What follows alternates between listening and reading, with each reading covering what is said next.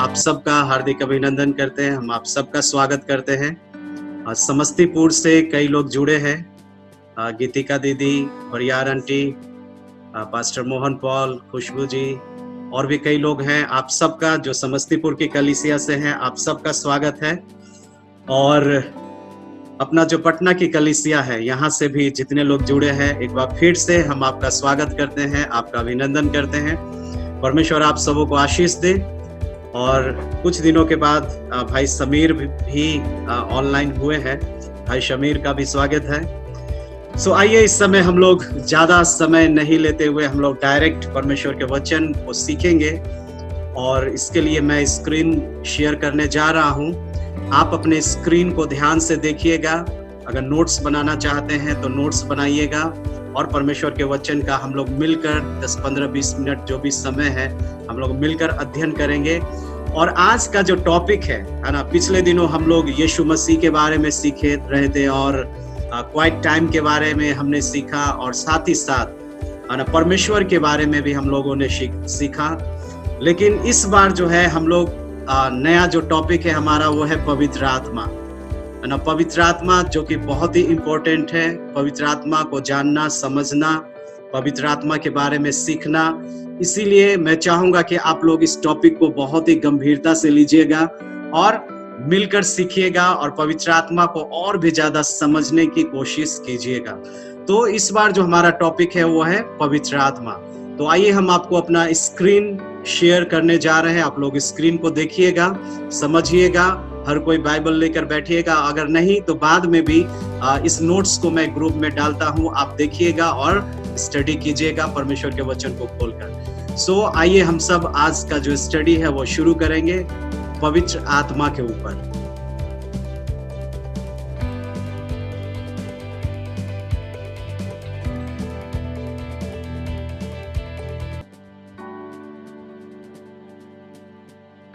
Okay, तो हमारा topic है पवित्र आत्मा यानी होली स्पिरिट, है ना।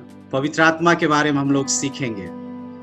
और जैसा कि इस स्लाइड में आप लोग देख रहे हैं और क्लियर है, हिंदी में है, लिखा है पवित्र आत्मा जो है वो परमेश्वरत्व का तीसरा व्यक्ति है ना। भाई और बहनों, जैसा कि आप सब जानते हैं कि हम लोग त्रिएक परमेश्वर में विश्वास करते हैं, अर्थात हम और आप पिता में, पुत्र में और पवित्र आत्मा में विश्वास करते हैं।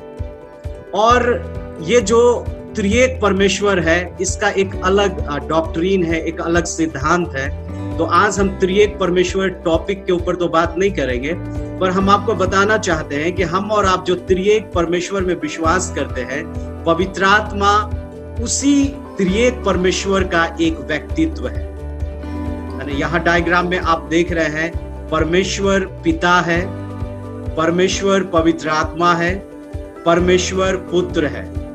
इसका मतलब है कि पुत्र जो है वो परमेश्वर है, पिता है वो भी परमेश्वर है और पवित्र आत्मा परमेश्वर है। लेकिन पिता जो है वो पवित्र आत्मा नहीं है और पवित्र आत्मा पुत्र नहीं है और पुत्र जो है वो पिता नहीं है, बल्कि परमेश्वर जो है वो पिता, पुत्र और पवित्र आत्मा है।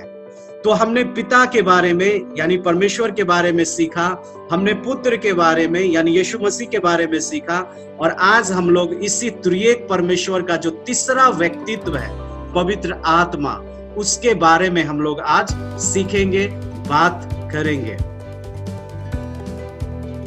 और आज के अध्ययन में मैं आपको बताना चाहता हूं कि पवित्र आत्मा जो है वो एक व्यक्ति है।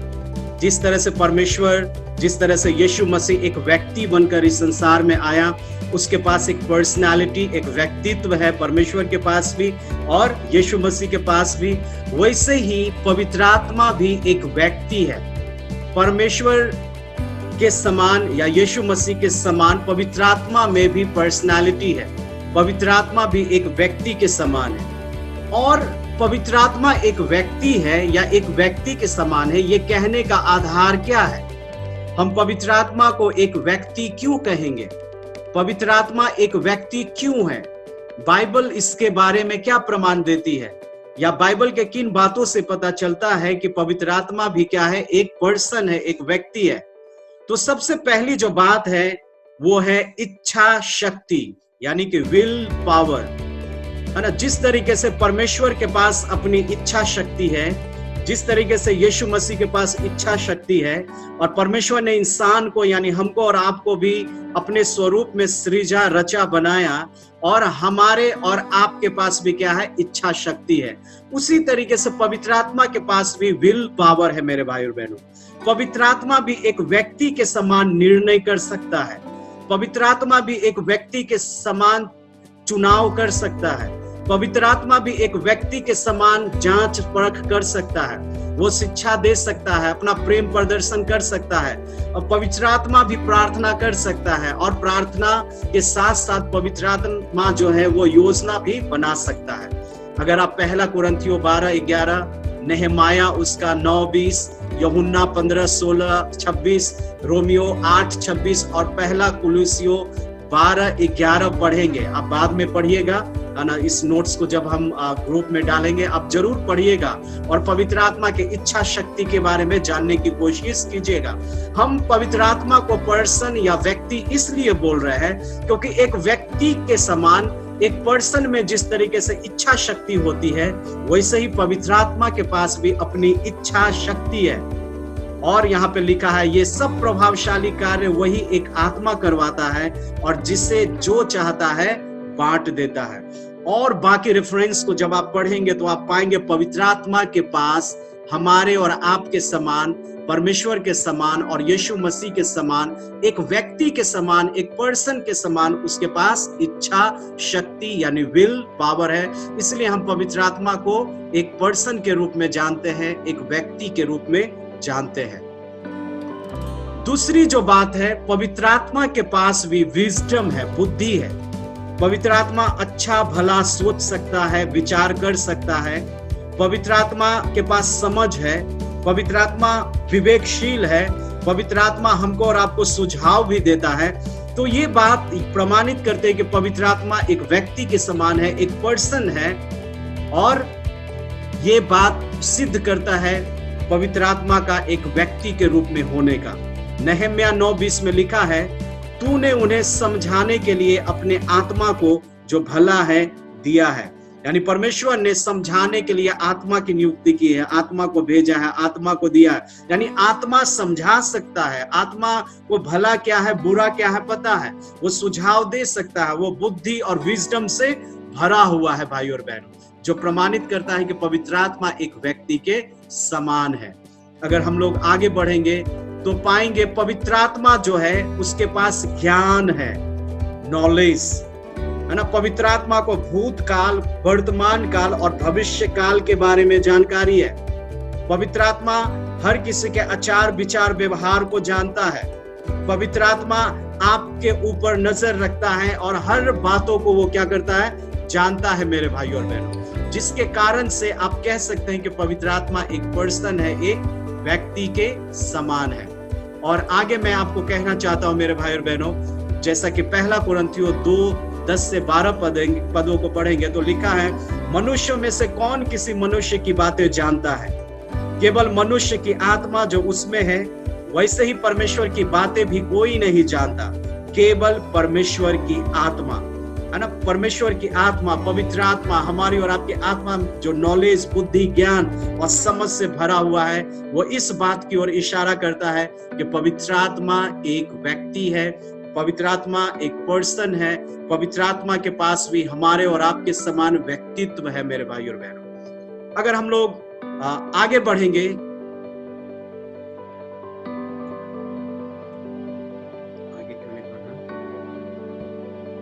तो पवित्र आत्मा के बारे में और भी कई बातें हमको और आपको पता चलता है। आगे लिखा है, चौथा पॉइंट, पवित्र आत्मा जो है वो भावनाओं से भरा हुआ है, इमोशंस है उसके पास।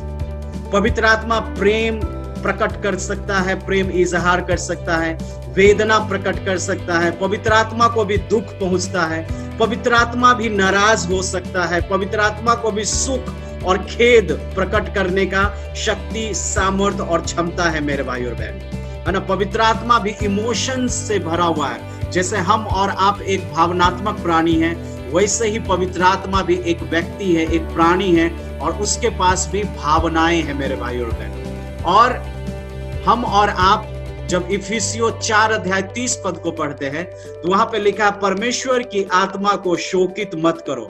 इसका मतलब है भाई और बहनों कि पवित्र आत्मा जो है वो शोकित हो सकता है, पवित्र आत्मा वेदना प्रकट कर सकता है, पवित्र आत्मा को गुस्सा आ सकता है ना, ठीक एक व्यक्ति के समान, एक पर्सन के समान। और आगे मेरे भाई और बहनों 5वें पॉइंट में आप देखेंगे कि पवित्र आत्मा के पास अपना दिमाग है, माइंड है, जैसे हमारे और आपके पास है। जैसे मानव बनकर यीशु मसीह इस दुनिया में आया, उसके पास दिमाग था, बुद्धि था, याददाश्त था, वो सोच सकता था, वो समझ सकता था, है ना, वो निर्णय ले सकता था।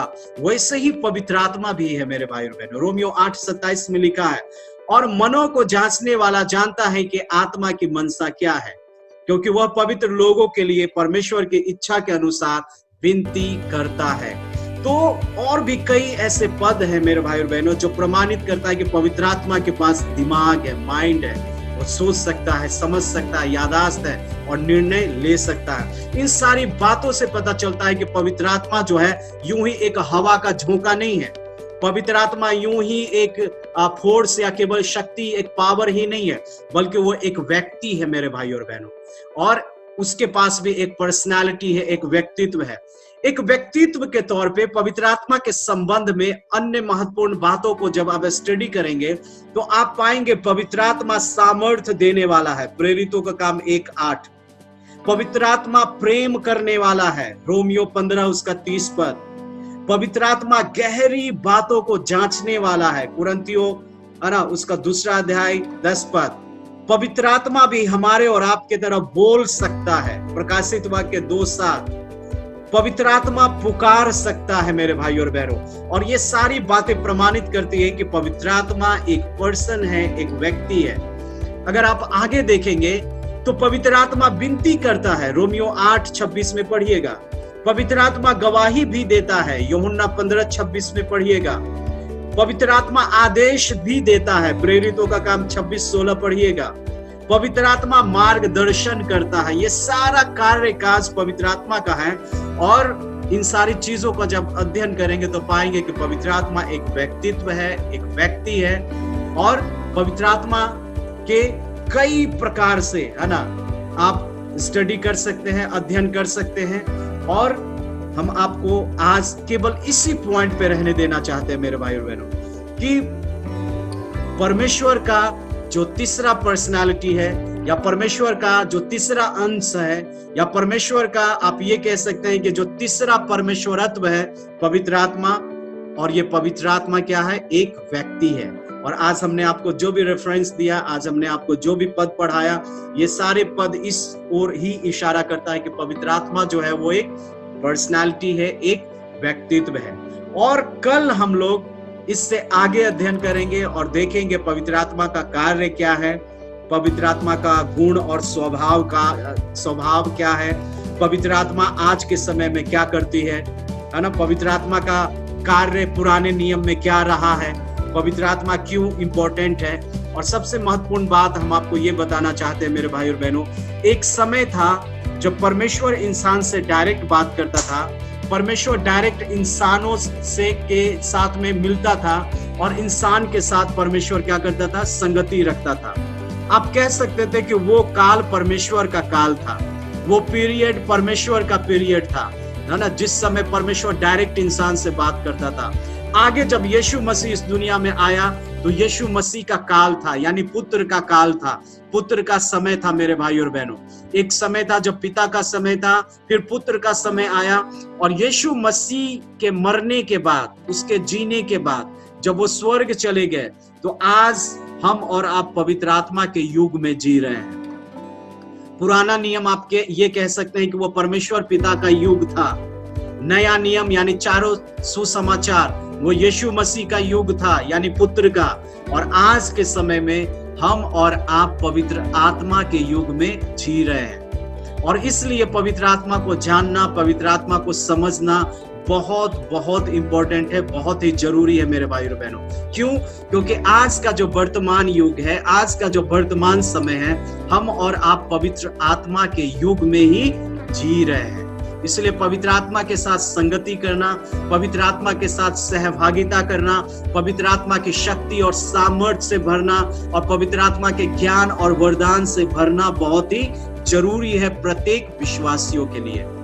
इसलिए ये टॉपिक है, ये विषय है और इसमें हम लोग आगे भी कंटिन्यू सीखते रहेंगे। आज केवल हमने बताया है कि पवित्र आत्मा एक व्यक्ति है, पवित्र आत्मा एक पर्सन है, पवित्र आत्मा सोच सकता है, समझ सकता है, उसमें भावनाएं हैं, है ना, वो भी नाराज हो सकता है, वो भी, है ना, वेदना प्रकट कर सकता है। जैसे हम और आप इमोशंस से भरे हुए हैं, पवित्र आत्मा भी इमोशन से भरा है। हमारे और आपके पास जो कुछ भी है एक पर्सन होने के नाते, वो सब कुछ पवित्र आत्मा में भी है मेरे भाई और बहनों।